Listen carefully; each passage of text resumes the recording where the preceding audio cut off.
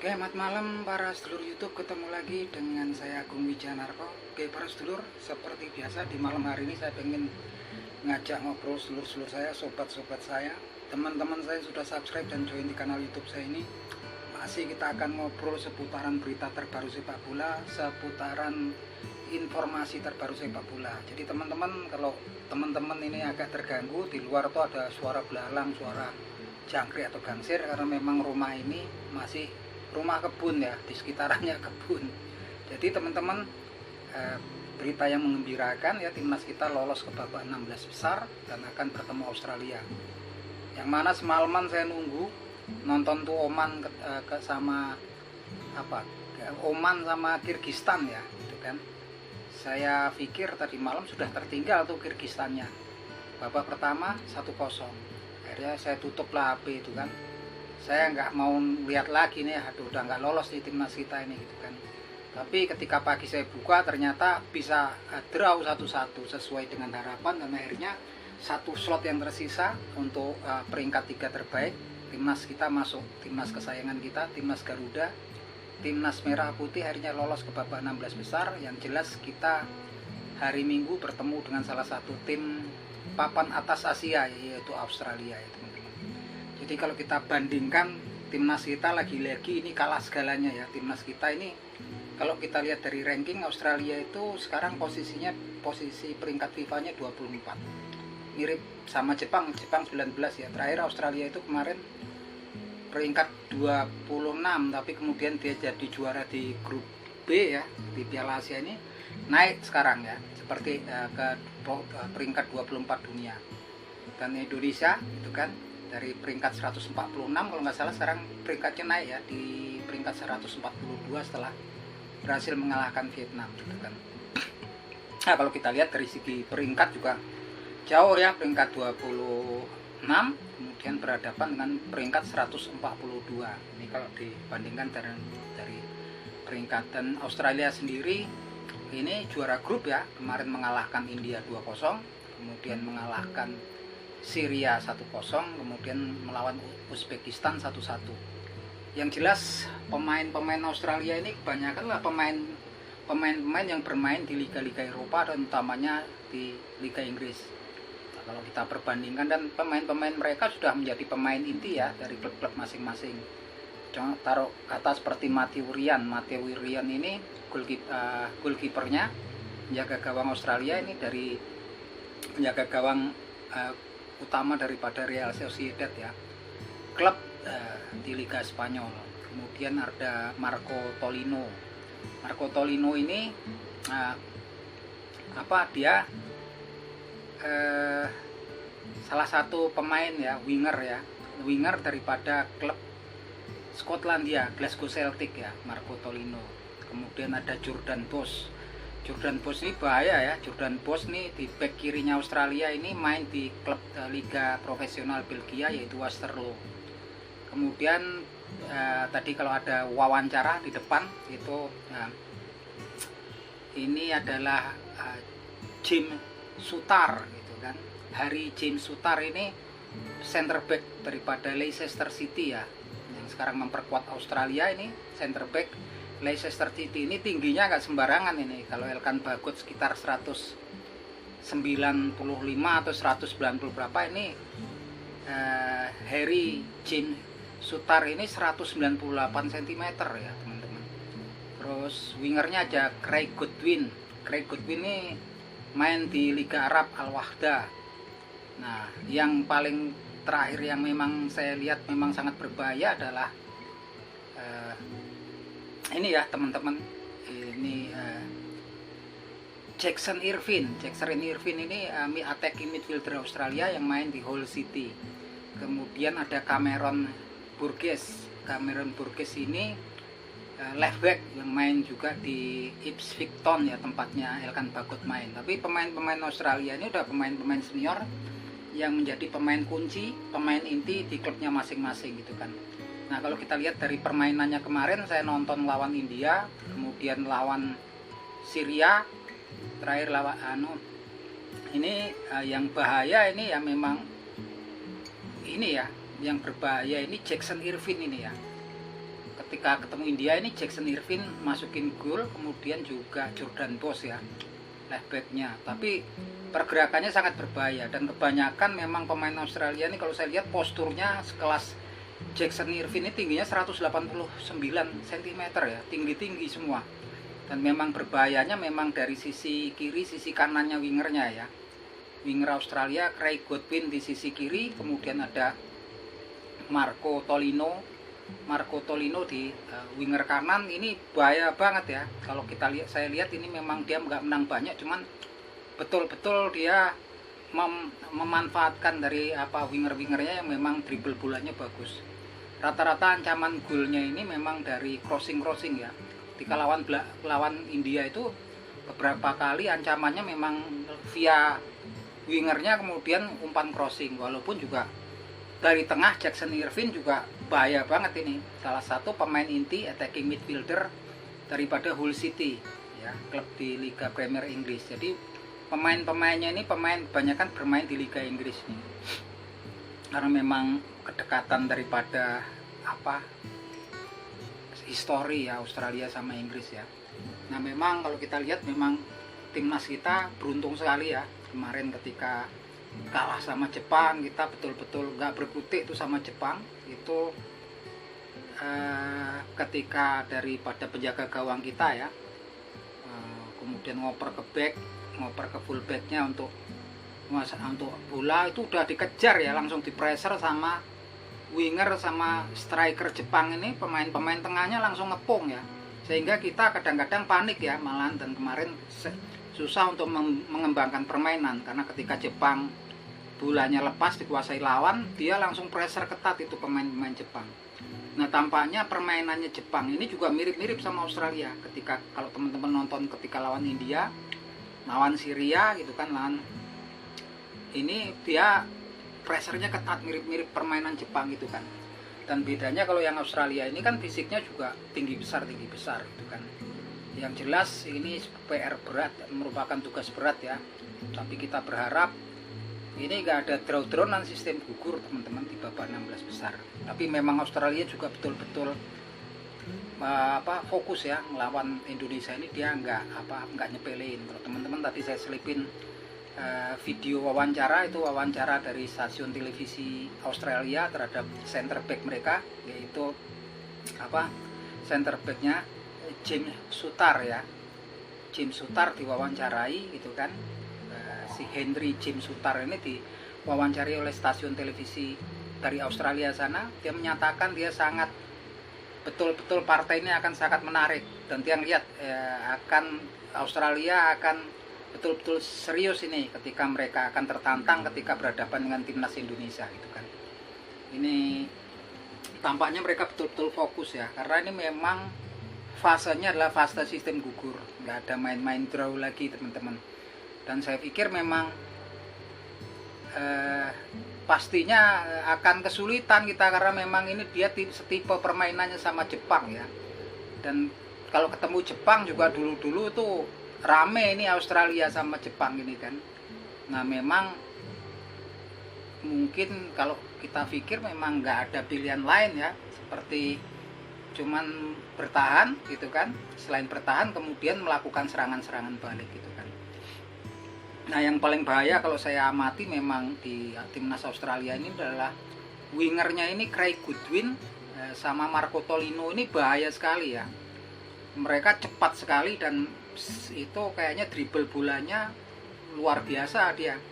Kebanyakan ancaman-ancaman ke gol dari Australia itu dari umpan crossing dari sisi kanan dan sisi kiri wingernya. Yang mana kalau di tempat kita kemarin nggak tampak ya, karena memang ketika ketemu Irak kemudian ketemu Jepang kita nggak bergerak sama sekali ya, ditekan habis gitu kan. Nah tampaknya ini juga sama, Australia menerapkan sistem mirip Jepang. Jadi ketika mereka bola nggak di tangan pemain mereka gitu kan, seperti timnas Jepang kemarin, kiper Indonesia baru ngoperin ke center backnya atau full backnya gitu kan, distribusi langsung dikejar sama winger Jepang, langsung melakukan pressure ya, akhirnya nggak bisa ngembangkan permainan ini kan. Dan ini memang sistemnya yang dilakukan juga oleh Australia. Mungkin ini PR bagi Coach Sintayong ya, kalau untuk berhadapan dengan tim-tim yang kelasnya udah kelas internasional, kelas kawakan seperti Australia, seperti Jepang. Sampai kemudian kita kesulitan ini kan untuk mengembangkan permainan. Begitu juga kalau kita lihat ketika game kita ketemu Irak ya, yang kalah 3-1, itu kita bertahan habis gitu kan. Penguasaan bola itu ketika lawan Irak versus Indonesia kemarin kan hampir 60-70% ball possession-nya dikuasai Irak. Kita cuma bertahan kemudian melakukan serangan balik. Begitupun juga melawan Jepang kemarin malah lebih parah ya. Karena ball possession-nya kita cuma 28%, Jepang 72% ya. Jauh sekali nih gambarin bahwasannya memang keterampilan olah bola, kontrol bola, ketenangannya memang jauh gitu kan. Dan PR memang kemudian ketika ada kesempatan, para pemain depan Indonesia ini tampaknya juga nggak tenang gitu kan. Nah ini memang PR-nya, tapi apapun yang terjadi saya tetap selalu menonton, selalu mendukung timnas kesayangan kita apapun itu. Yang jelas kita doakan timnas kita bisa mendapatkan kemenangan di babak 16 besar lagi, sehingga nanti rankingnya bisa naik ya, ranking FIFA-nya. Ini kesempatan besar ya. Cuman ya saya bilang juga berat, nggak cuma modal tekad ataupun semangat. Lawan klub tim-tim sekelas Australia, ini ngelawan tim sekelas Jepang dia ya. Peringkatnya aja udah mirip sama Jepang ya, 26 sama 19, nggak terpaut jauh. Permainannya juga nggak beda jauh kan. Nah lagi-lagi kalau saya lihat memang Elkan Bagot nih salah satu kuncinya, tampaknya bisa dipasang. Kalau kemarin dipasang sempat sebagai striker ya karena kemenangan tinggi badannya. Kalau lawan Australia tingginya malah tuh backnya yang main di Leicester City, si Harry Sutar itu, Harry William Sutar tuh 198 lebih tinggi. Artinya memang susah kalau kita mau ngandalkan bola lemparan kayak kemarin Pratama Arhan, lemparan jauh gitu kan. Karena pemain Australia ini tinggi-tinggi ya, di atas 195, di atas 185. Jackson Irvine 189, James Sutar 198. Yang lain-lain rata-rata pemain Australia tingginya di atas 180. Paling yang 170 itu si Marco Tolito ya, Marco Tolino. Nah ini teman-teman, PR-nya memang besok kalau saya pikir harus double nih, nah defensive midfielder-nya. Dan saya lihat memang Elkan Bagot tampaknya akan sangat pas banget kalau dipasang dicoba sebagai defensive midfielder ya. Karena memang tenaganya, speednya juga bagus. Elkan Bagot ini kan dia sangat dibutuhkan, posturnya yang besar nih, defensive midfielder. Seperti juga Justin Hubner yang memang dari center back kemudian dialih fungsikan oleh si Coach Sintayong sebagai defensive midfielder. Nah yang jadi PR juga si Jordi Amat ya teman-teman. Ini walaupun memang kita apresiasi perjuangannya Jordi Amat, tapi banyak sekali blundernya ya, sering melakukan blunder di 3 partai di grup D kemarin ya. Nah ini memang perlu evaluasi Jordi Amat ini. Walaupun pilihan yang lain juga susah, tapi tetap saya yakin juga Jordi Amat tetap dipasang, nggak ada pilihan lain Jordi Amat. Tapi saya pikir sudah waktunya ini Sain Patinama atau Elkan Bagot kemudian turun ya, gitu, dari pemain utama ya. Saya pikir perlu untuk dicoba karena memang posisinya juga serba sulit ya. Walaupun kemudian kalau pertandingan internasional kan bukan waktunya untuk coba-coba, tapi memang kondisinya memang susah ya, lawan-lawan kita di atas kita. Saya pikir juga nggak ada pilihan lain untuk naruh Elkan Bagot sebagai defensive midfielder. Begitupun juga Justin Hubner gitu kan, untuk menghalau pemain-pemain Australia. Yang jelas back kiri, full back kiri dan full back kanan kita memang betul-betul harus kerja keras, karena nanti Craig Goodwin sama Marco Tolino itu pergerakannya juga luar biasa. Luar biasa dia untuk melakukan penetrasi. Kalau saya lihat lawan Syria, lawan India itu mereka nusuk terus dari samping. Dan itu bahaya sekali kalau udah bisa lolos mereka kemudian crossing ya. Nah ini kalau crossingnya juga bahaya karena memang posturnya pemain Australia ini tinggi-tinggi ya. Mereka tingginya sampai 189, ada yang 198, hampir 2 meter nih kan. Nah itu yang jelas saya pikir memang ini kesempatan besar untuk timnas Indonesia untuk mendapatkan pengalaman ya gitu kan. Kalau saya sendiri itu senang ya lihat tampilan Jepang. Kalau lihat saya tampilan Australia ketika mereka bertanding itu, ketika mereka kehilangan bola langsung melakukan pressing ketat ya gitu kan. Kan teman-teman kemarin kalau lihat lawan Jepang kan kita nggak bisa berkembang tuh permainannya. Baru bola di pemain belakang juga udah dipepet terus. Akhirnya bola posisinya di pemain Jepang. Dan mereka kontrol bolanya bagus banget. Kalau mengingat sekarang sih memang harapannya besar, tapi kemungkinannya kecil saya pikir. Karena kalau timnas kita kan memang terbangun ini masih baru ya. Masih banyak pemain yang baru bergabung seperti Justin Hapner, Elkan Bagot kan, terus Shane Patinama, Sandy Walsh gitu kan.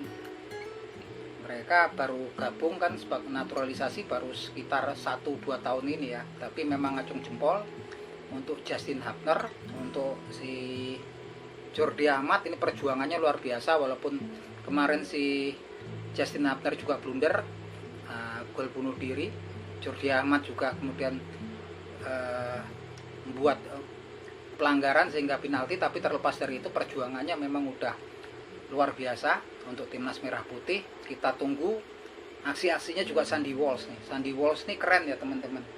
Dia bertahannya bagus tapi tenang ya, nyerang tuh tenang, nggak kayak kalau striker pemain-pemain yang memang dari liga lokal sini kan begitu menguasai bola keburu-buru gitu kan, sehingga tembakannya juga kadang-kadang melayang jauh gitu kan. Sandy Walsh nih kelas Eropanya tampak kemarin ya, ketika pelemparan Pratama Arhan kemudian bola muntah, dia dengan cool tenang ya. Dia Sandy Walsh ini sangat berharga untuk tim karena dia bagus menyerang juga bagus, bertahan juga bagus.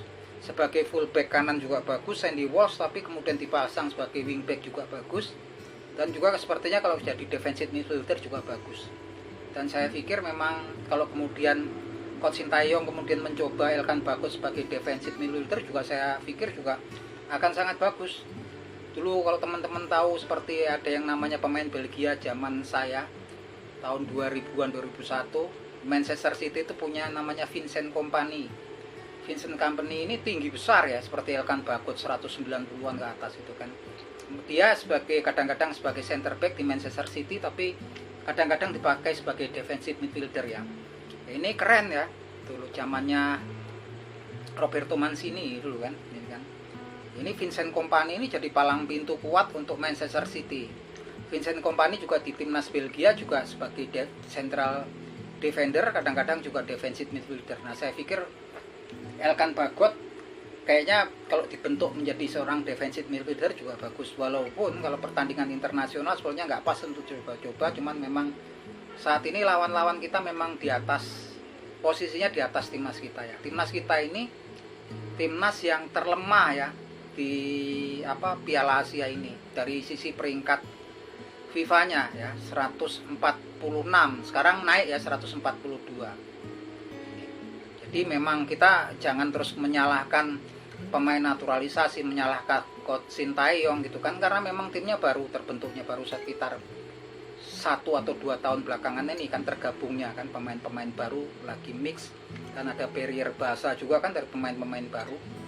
Dan juga memang ranking FIFA kita terlemah gitu kan. Jangan terus kemudian, saya juga kadang-kadang kesel kayak kemarin nonton Jepang gitu kan lawan Indonesia, kok kayaknya Indonesia baru belajar main bola gitu kan.